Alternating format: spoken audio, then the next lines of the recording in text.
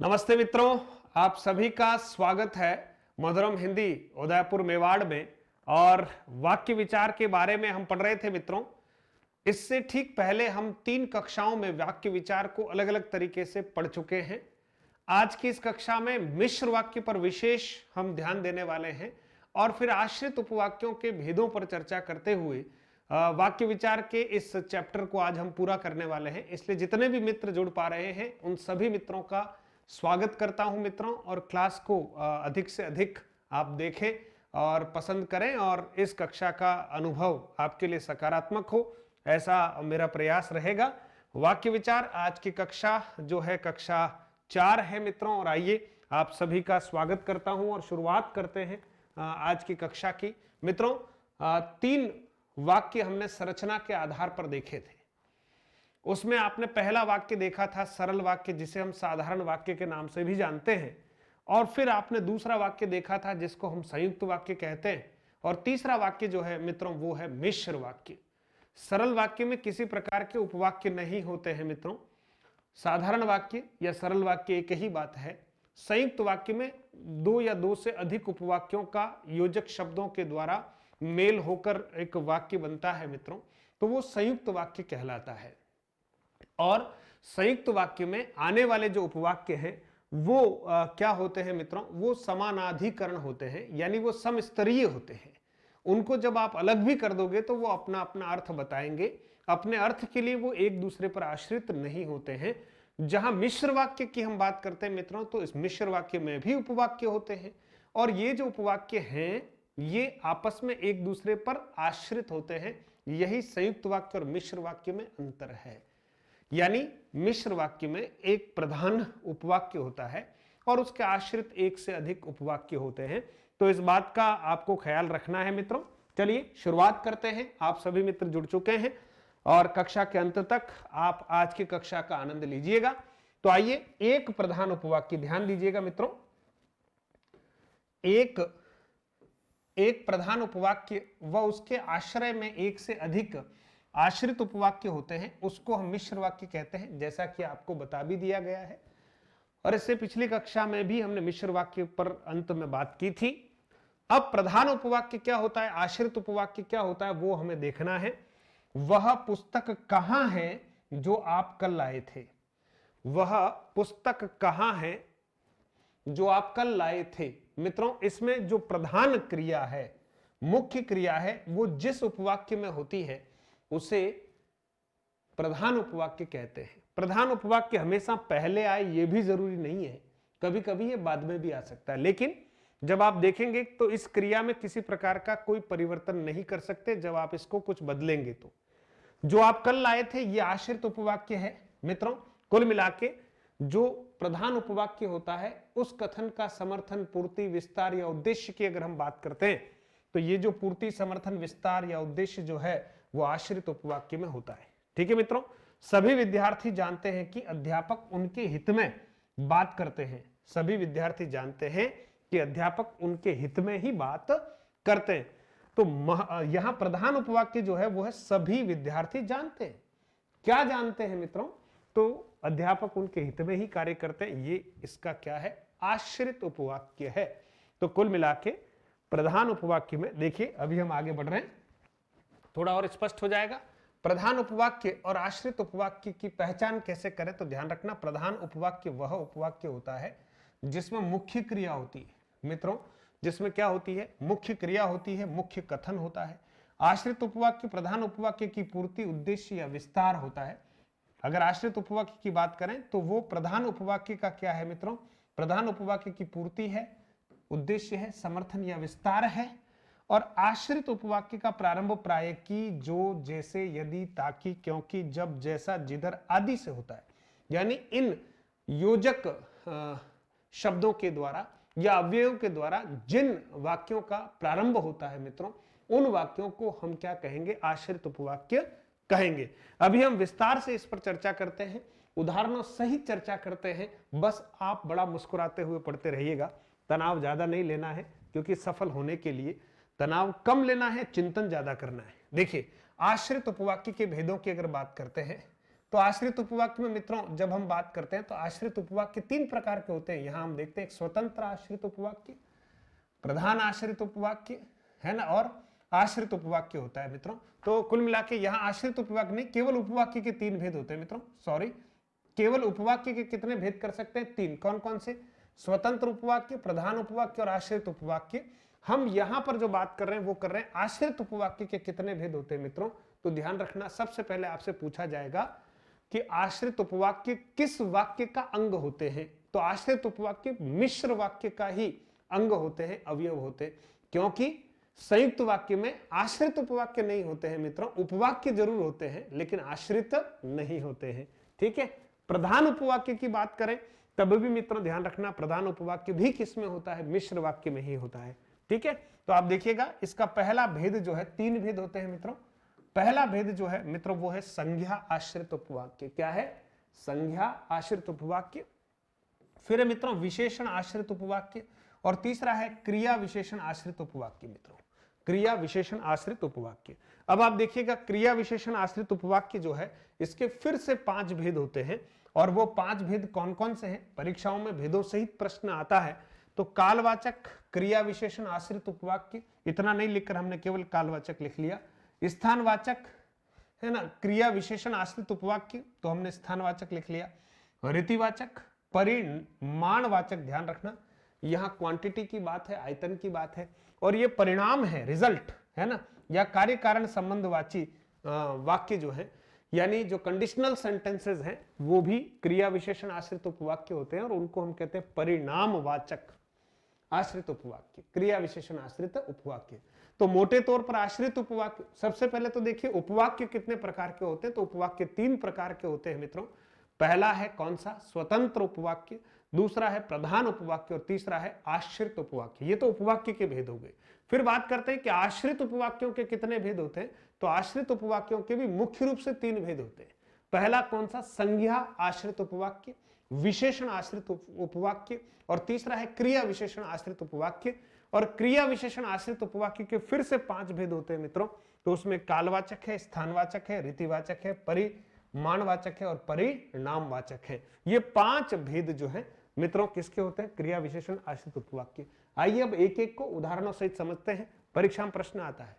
निम्नलिखित में से संज्ञा आश्रित उपवाक्य का उदाहरण है, निम्नलिखित में से विशेषण आश्रित उपवाक्य का उदाहरण है, या हमारे सामने एक मिश्र वाक्य देकर पूछ लिया जाएगा कि उक्त मिश्र वाक्य में किस प्रकार का आश्रित उपवाक्य है, तो हमें बताना पड़ेगा मित्रों। इसलिए थोड़ा सा आप समझ लीजिएगा, उसके बाद कोई दिक्कत नहीं है।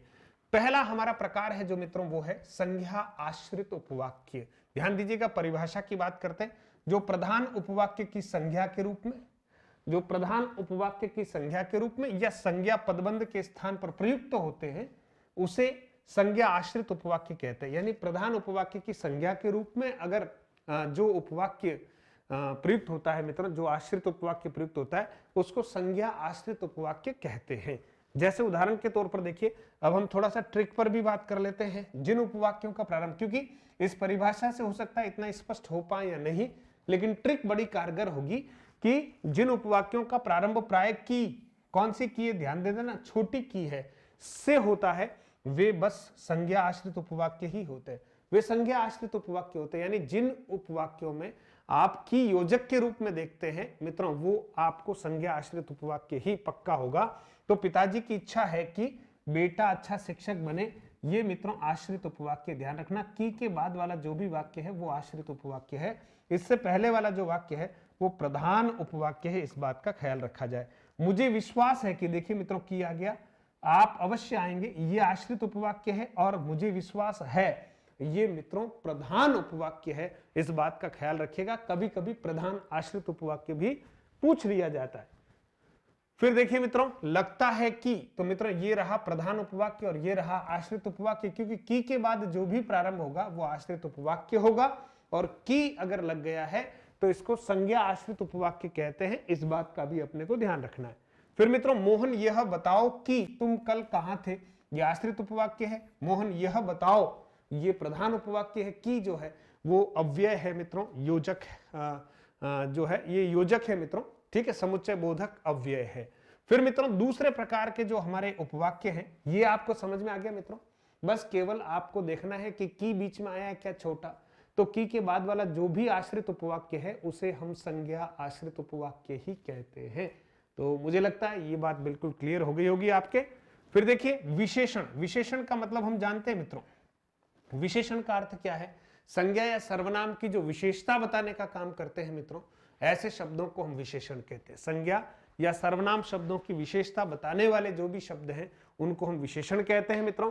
तो प्रधान उपवाक्य के किसी संज्ञा ऑब्लिक सर्वनाम शब्द की विशेषता बताने वाला उपवाक्य विशेषण आश्रित उपवाक्य कहलाता है। अब ध्यान दीजिएगा, प्रधान उपवाक्य के किसी संज्ञा या सर्वनाम शब्द की विशेषता बताने का कार्य जो आश्रित उपवाक्य करता है, उस आश्रित उपवाक्य को मित्रों हम विशेषण आश्रित उपवाक्य के नाम से जानते हैं। अब देखिए ट्रिक क्या है, ट्रिक ये है कि ये आश्रित उपवाक्य प्रायः जो, ध्यान देना, जिसे, जिसने, जिन्हें, जिनको, जिनके लिए आदि से प्रारंभ होते हैं। जिन्हें, जिनको, जिनके लिए आदि से क्या होते हैं मित्रों, प्रारंभ होते हैं। इस बात को आप नोट कर लीजिएगा। तो ये आश्रित उपवाक्य बहुत सरलता पूर्वक पहचान में आएंगे। तो कुल मिला के संज्ञा आश्रित उपवाक्य में तो केवल की याद रखना है और इधर आपको केवल जो याद रखना है, बाकी तो ये सब जो के रूप है, जो, जिसे, जिन्हें, जिसको, जिन्होंने, है ना, ये सब जो के रूप है। तो संज्ञा आश्रित उपवाक्य में जो याद रखना है। उदाहरण देखिए आप, बहुत अच्छे अच्छे उदाहरण आपके सामने आ रहे हैं। पहला उदाहरण है, मैंने एक व्यक्ति को देखा जो। अब ध्यान रखना, आपसे पूछा जाएगा कि इसमें आश्रित कौन सा है, तो पक्का करें जो के बाद जो भी उपवाक्य आपको दिख रहा है वो आश्रित है, मतलब ये आश्रित उपवाक्य, ये ध्यान रख लेना, ये आश्रित है। और कौन सा है, संज्ञा विशेषण आश्रित उपवाक्य है। कौन सा है मित्रों, विशेषण आश्रित उपवाक्य है। और इधर आप देखें कि मैंने देखा, मैंने एक व्यक्ति देखा, ये प्रधान उपवाक्य है, ये पक्का करें, ये प्रधान उपवाक्य है। ठीक है मित्रों, यहां तक क्लियर। अब आगे बढ़ते हैं, देखिएगा, मैंने वह घर खरीदा जो तुम्हें पसंद था। देख लीजिए, ये विशेषण आश्रित उपवाक्य है। जो व्यक्ति ईमानदार होता है, ध्यान रखना, जो यहां है, तो आश्रित उपवाक्य ये हो गया। इसलिए कोई जरूरी नहीं है कि आश्रित उपवाक्य हमेशा बाद में ही आते हैं, ऐसा कोई जरूरी नहीं है। ये आश्रित उपवाक्य हो गया। ठीक है, जो व्यक्ति ईमानदार होता है उसे सभी पसंद करते हैं। फिर उस लड़के को बुलाओ जो सफेद टोपी पहने हुए हैं, ये आश्रित है मित्रों, जो के ठीक बाद वाला जो भी है वो आश्रित उपवाक्य। ध्यान रखना, मैं उस छात्र को जानता हूं जिसे पुरस्कार मिला था। मैं उस छात्र को जानता हूं जिसे पुरस्कार मिला था। और बाहर एक लड़का है जिसके बाल सफेद है। मित्रों, जिसके बाल सफेद है, विशेषता है ना, बाहर एक लड़का मिला, प्रधान उपवाक्य है, और उसकी विशेषता है कि बाल कैसे थे, सफेद थे। तो बाहर एक लड़का है जिसके बाल क्या है मित्रों, सफेद हैं। तो यहां तक मेरे हिसाब से आपको अच्छे से समझ में आ गया होगा मित्रों, हमने विशेषण आश्रित उपवाक्यों को पूरा कर लिया है। क्लियर, चलें आगे की तरफ बढ़ें। देखिए, हमने आश्रित उपवाक्यों के भेदों में दो आश्रित उपवाक्य पढ़ लिए, एक संज्ञा आश्रित उपवाक्य और दूसरा है विशेषण आश्रित उपवाक्य। इसी तरह के हमारे सामने उदाहरण बहुत सारे आएंगे, आप तो बस मूल बात को ध्यान में रखें, तो उदाहरण कोई सा भी आओ चलेगा। अब मित्रों, एक महत्वपूर्ण हमारा जो पार्ट है वो है क्रिया विशेषण आश्रित उपवाक्य। थोड़ा बड़ा है क्योंकि इसके कितने भेद मानते हैं मित्रों, 5 भेद मानते हैं। सबसे पहले क्रिया विशेषण क्या है, तो क्रिया की विशेषता बताने वाले जो भी शब्द होंगे मित्रों उनको क्रिया विशेषण कहते हैं। क्रिया विशेषण किसका भेद है, तो मित्रों क्रिया विशेषण अव्यय या अविकारी शब्दों का क्या है, भेद है। याद रखना, ये अव्यय है, ये विशेषण नहीं है, ये क्रिया विशेषण है। ध्यान रखना, क्रिया की विशेषता बताता है। इसके 5 भेद है। पहला भेद है कालवाचक क्रिया विशेषण। मित्रों देखिए, कालवाचक में क्या होगा, प्रधान उपवाक्य की क्रिया की समय संबंधी विशेषता का क्या होता है, बोध होता है। समय, काल का अर्थ समय ही होता है, काल का अर्थ क्या होता है मित्रों, समय होता है। ट्रिक क्या है, इस प्रकार के आश्रित उपवाक्य प्राय जब जैसे ही, है ना, ज्यों ही से प्रारंभ होते हैं। जब जैसे ज्यों ही से प्रारंभ होते हैं। उदाहरण के तौर पर, जब पानी बरस रहा था, ध्यान रखना यह आश्रित उपवाक्य है। ये आश्रित उपवाक्य, फिर कह रहा हूं, जब से शुरू होने वाला जो उपवाक्य है वो आश्रित उपवाक्य है। तब मैं घर के अंदर था, ये प्रधान उपवाक्य है। ये मित्रों कैसा है, प्रधान उपवाक्य है, ये प्रधान उपवाक्य। फिर देखिए, जब आप आए तो मुझे संदेश भेज देना। जब आप आए तो मुझे संदेश भेज, जब आप आए है ना। तो ये देखिए आप आए, ये मित्रों आश्रित है, ये मित्रों क्या है, आश्रित है, ध्यान रखना। और तो मुझे संदेश भेज देना, ये जो है वो प्रधान उपवाक्य है मित्रों। वो क्या है, ये प्रधान उपवाक्य है। कौन सा है मित्रों, प्रधान उपवाक्य है। ठीक है, नेक्स्ट देखेंगे मित्रों, आगे हम बात करते हैं। हाँ, इसके ठीक बाद देखते हैं। अगला है, ज्यों ही घर से निकला खेल खत्म हो गया। अब देखिए, ज्यों ही घर से निकला, समय की बात है, तो ये आश्रित उपवाक्य है मित्रों। ये कौन सा उपवाक्य है, ये आश्रित उपवाक्य है, ये आश्रित उपवाक्य। और ये क्या है मित्रों, प्रधान उपवाक्य है, ये प्रधान उपवाक्य है। तो आप कहीं कंफ्यूज ना हो, प्रधान क्या होता है, आश्रित क्या होता है। आपको बहुत सारे उदाहरण अभी और भी मिलेंगे। देखिए, स्थानवाचक क्रिया विशेषण आश्रित उपवाक्य की अगर बात करें, तो प्रधान उपवाक्य की क्रिया की स्थान संबंधी विशेषता का बोध जहां पर होता है ना मित्रों, वहां पर जो है ये इस तरह का स्थानवाचक क्रिया विशेषण अव्यय होता है। वैसे देखा जाए, शॉर्ट ट्रिक है मित्रों, जहां जिधर आदि से अगर कोई उपवाक्य प्रारंभ होते हैं तो उनको हम क्या कहते हैं मित्रों, स्थानवाचक क्रिया विशेषण आश्रित उपवाक्य। तो जिधर तुम जा रहे थे, ये आश्रित है, ध्यान रखना। ठीक है, ये आश्रित है। फिर देखिएगा, जहां तुम रहते हो, ये भी आश्रित है। और जिधर हम जा रहे हैं, ये भी क्या है, आश्रित है। प्रधान उपवाक्य जो है वो मित्रों बाद में है, ध्यान रखना। उधर ही मंदिर है, या वहां बहुत गंदगी है, उधर रास्ता बंद था, ये सब प्रधान उपवाक्य है। ठीक है मित्रों, तो जहां, जैसे, है ना, जिन्हें, जिस प्रकार, इस तरह के जो भी अगर योजक शब्द आते हैं और उनसे अगर कोई वाक्य प्रारंभ होता है तो उसको आश्रित उपवाक्य ही कहते हैं।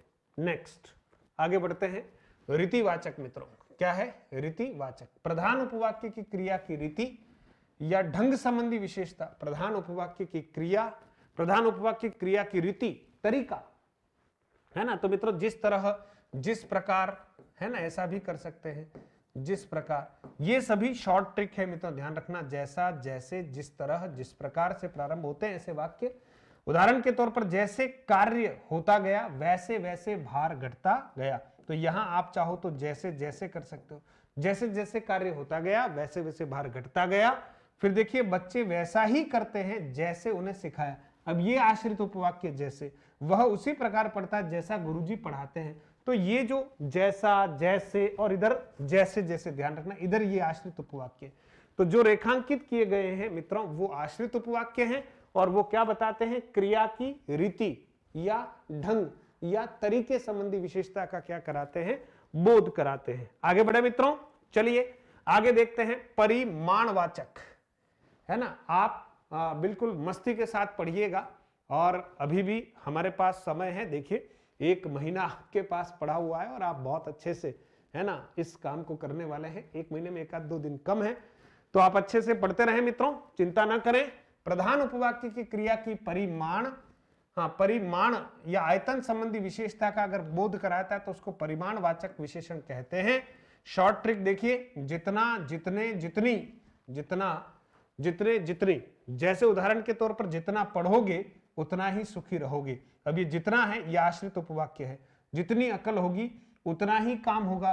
तो ये मित्रों जो है, ये आश्रित उपवाक्य, ध्यान रखिएगा। प्रधान उपवाक्य बाद में है, ठीक है। ये आश्रित उपवाक्य है, आश्रित उपवाक्य है, याद रखिएगा। और ये परिमाण वाचक आश्रित उपवाक्य है, जिसमें क्वांटिटी की बात की जा रही है, आयतन की बात की जा रही है। अब देखिए मित्रों, अगला है परिणाम। वो परिमाण है, ये परिणाम है, कार्य कारणवाची कह सकते हैं। जैसे प्रधान उपवाक्य में प्रयुक्त क्रिया की पूर्णता या अपूर्णता आश्रित उपवाक्य की क्रिया पर निर्भर करती है, आश्रित उपवाक्य की क्रिया पर निर्भर करती है, या आश्रित उपवाक्य पर निर्भर करती है, एक ही बात है।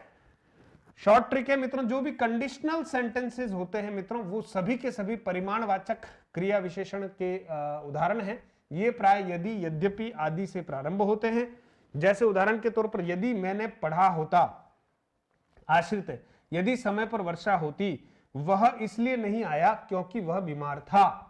अब वह इसलिए नहीं आया, आप ध्यान रखना, क्योंकि वह बीमार था। अब आप सोचिए, वह इसलिए नहीं आया, तो यह क्योंकि वह बीमार था, यह आश्रित उपवाक्य होगा। तो आप सोचिए, यह आश्रित है, यहां यह आश्रित है और यहां यह आश्रित उपवाक्य हैं जिसमें एक कार्य जो है कहीं न कहीं दूसरे वाक्य के क्रिया पर निर्भर करता है कि वो कार्य पूरा हुआ है या अधूरा हुआ है। चलिए इससे आगे की तरफ बढ़ते हैं मित्रों, और अब तो हम बात करेंगे सार संक्षेप की, कि पूरा वाक्य विचार हमने पढ़ लिया। आइए उसको बिल्कुल समराइज कर लेते हैं, बिल्कुल शॉर्ट में समझते हैं मित्रों कि वाक्य विचार हम पढ़ रहे थे। वाक्य विचार में हम ये जानते हैं कि मोटे तौर पर वाक्य को हम दो भागों में बांट रहे हैं। मोटे तौर पर कह रहा हूं मैं आपको, मोटे तौर पर दो प्रकार से। वैसे क्रिया के आधार पर अगर हम बांटते हैं तो वहां पर वही है कि तीन प्रकार हो जाएंगे। ठीक है, क्रिया के आधार पर भी अगर अपन चाहें तो यहां बांट सकते हैं। ठीक है, क्रिया के आधार पर हम बांट सकते हैं, क्रिया के आधार पर, और क्रिया के आधार पर जो है वो तीन प्रकार होते हैं। क्रिया के आधार पर कौन कौन से? कर्तृवाच्य, फिर कर्मवाच्य, और तीसरा होगा हमारा मित्रों भाववाच्य, है ना। और मुख्य रूप से बात करते हैं तो हम दो भागों में बांटते हैं। ठीक है, भाववाच्य, ठीक है, भाववाच्य,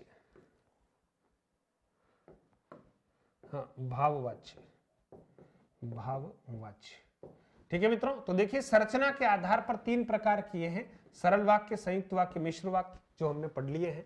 अर्थ के आधार पर हम बात करते हैं तो 8 भेद किए हैं, विधिवाचक, निषेधवाचक, प्रश्नवाचक, आज्ञावाचक, संदेहवाचक, इच्छावाचक, संकेतवाचक और विस्मयादिबोधक।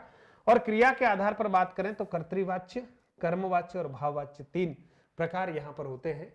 तो मित्रों अब आप एक बार मुझे ये बता दीजिएगा अपने कमेंट के माध्यम से कि क्या जो वाक्य विचार मैंने आपको पढ़ाया है आपको अच्छे से समझ में आ चुका है? क्या अब परीक्षा में कोई वाक्य विचार से संबंधित, वाक्य रचना से संबंधित कोई प्रश्न आएगा तो क्या आप कर सकेंगे? और अगर आप कर सकेंगे तो मुझे जरूर उत्तर दीजिएगा। और बस गुरु दक्षिणा में आपका जो स्नेह है वो मेरे लिए बहुत भरपूर है और ये होता रहे, और बस ऐसे ही हम पढ़ते रहेंगे। एक एक टॉपिक आप तक मैं पहुंचाता रहूंगा, लेकिन आप कक्षा को अन्य मित्रों तक पहुंचाएं, बस ये आपकी महती जिम्मेदारी है। बहुत बहुत धन्यवाद। बिल्कुल नए टॉपिक के साथ हम आगे की कक्षा में मिल रहे हैं, तब तक आप पढ़ते रहें। धन्यवाद मित्रों।